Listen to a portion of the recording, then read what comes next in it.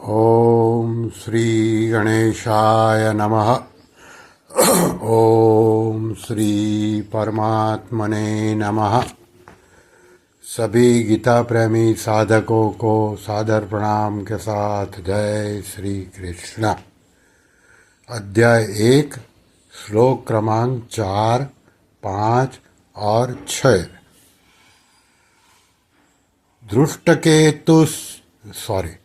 अत्र सूरा महेश्वासा भीमार्जुन समायुधि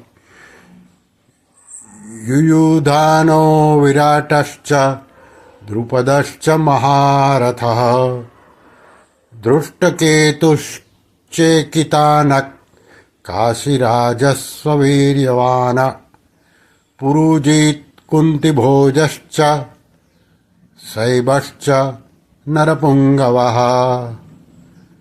युधामन्युश्च विक्रांत उत्तमौजास्ववीर्यवान् सौभद्रो द्रौपदेयश्च सर्व एव महारथाः।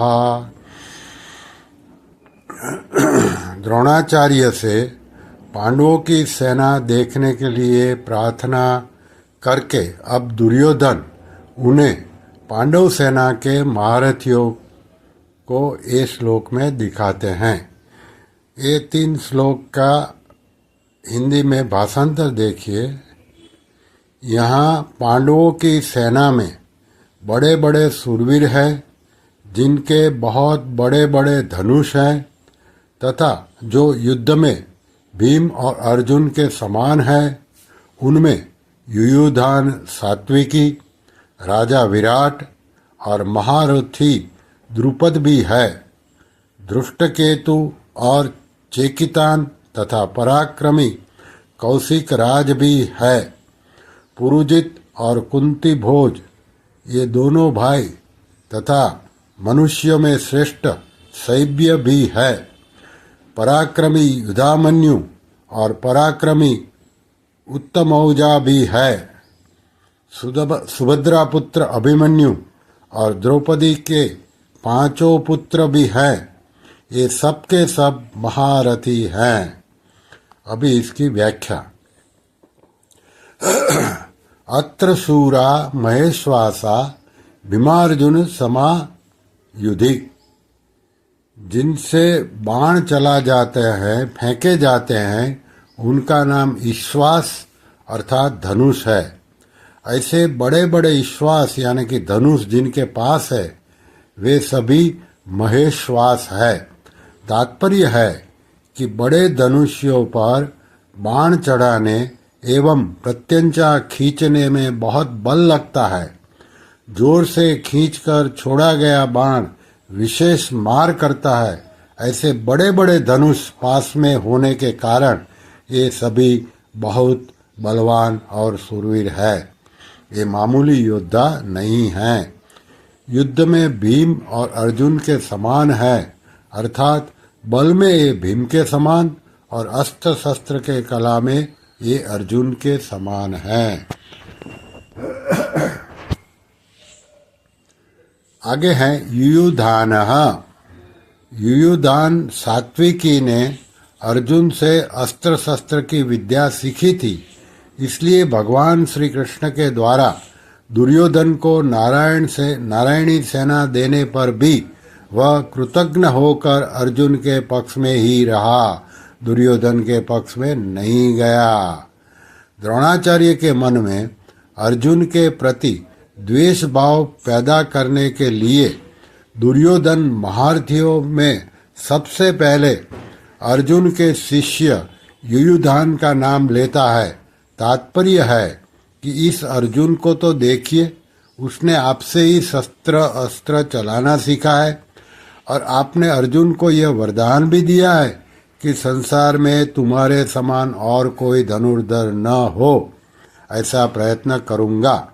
इस तरह आपने तो अपने शिष्य अर्जुन पर इतना स्नेह रखा है, पर वह कृतज्ञ होकर आपके विपक्ष में लड़ने के लिए खड़ा है, जबकि अर्जुन का शिष्य युयुधान उसी के पक्ष में खड़ा है।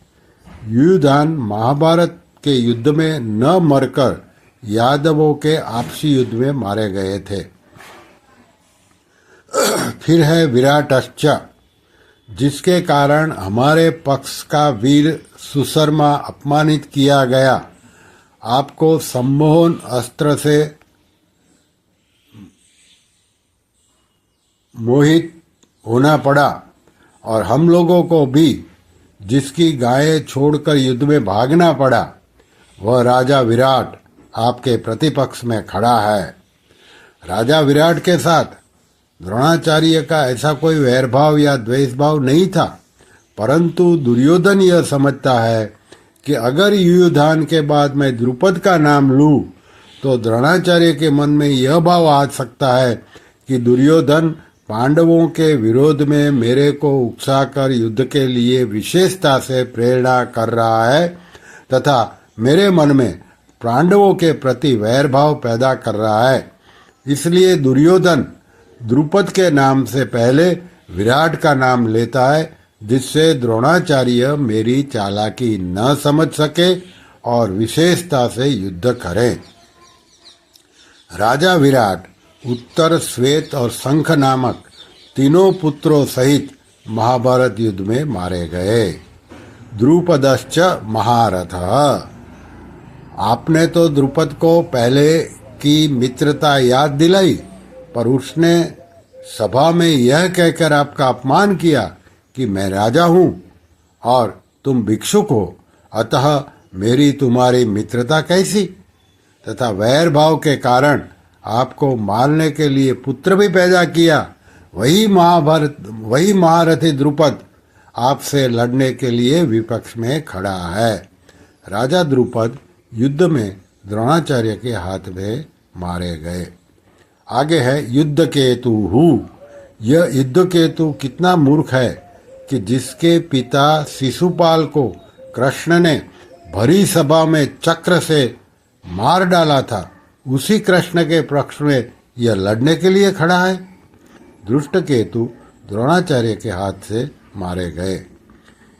चेकितानः, सब यादव सेना तो हमारी ओर से लड़ने के लिए तैयार है और यह यादव चेकितान पांडवों की सेना में खड़ा है। चेकितान दुर्योधन के हाथ से मारे गए। कौशिक राजश्च वीर्यवान, यह कौशिक राज बड़ा ही सुरवीर और महारथी है। यह भी पांडवों की सेना में खड़ा है, इसलिए आप सावधानी से युद्ध करना, क्योंकि यह बड़ा पराक्रमी है। कौशिक राज महाभारत युद्ध में मारे गए।